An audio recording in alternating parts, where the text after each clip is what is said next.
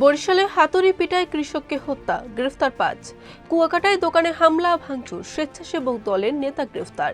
পটুয়াখালীতে আগুন কেড়ে নিল মাথা গোঁজার শেষ আশ্রয়, নিঃস্ব ভারসাম্যহীন বিধবা।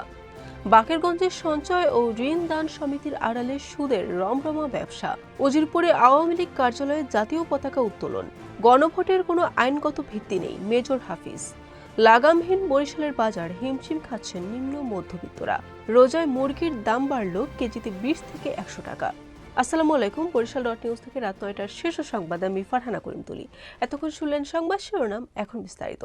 বরিশালের মেহেন্দিগঞ্জে তারাবি নামাজ পড়তে যাওয়ার পথে হাতুড়ি পেটা করে মোস্তফা কামাল নামে এক কৃষককে হত্যা করা হয়েছে। এই ঘটনায় ৫ জনকে গ্রেফতার করে আদালতের মাধ্যমে কারাগারে পাঠানো হয়েছে। পর্যটন কেন্দ্র কুয়াকাটায় দোকানে হামলা ভাঙচুর সহ নগদ টাকা ছিনিয়ে নেওয়ার ঘটনায় মাকসুদ আকুন নামে সেই স্বেচ্ছাসেবক দলের নেতাকে গ্রেফতার করেছে পুলিশ। বৃহস্পতিবার রাত 10টার দিকে কুয়াকাটার হোসেনপাড়া এলাকায় অভিযান চালিয়ে তাকে গ্রেফতার করা হয়। পটুয়াখালীর দুমকি উপজেলার বোর্ড অফিস বাজারের পুরাতন মাছ বাজার এলাকায় শেফালী বেগম নামে এক মানসিক ভারসাম্যহীন বিধবা মহিলার ঘরে আগুন লেগে সম্পূর্ণভাবে পুড়ে ছাই হয়ে গেছে। বৃহস্পতিবার রাত 8:30টার দিকে উক্ত আগুনের সূত্রপাত ঘটে।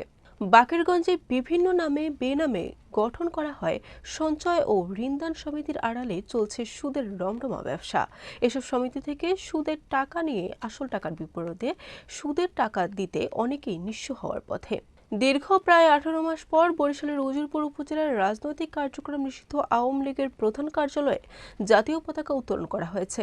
এই ঘটনায় একটি ছবি সামাজিক যোগাযোগ মাধ্যম ফেসবুকে ছড়িয়ে পড়ার পর স্থানীয় বিএনপির নেতাকর্মীদের মধ্যে চরম উত্তেজনা দেখা দিয়েছে।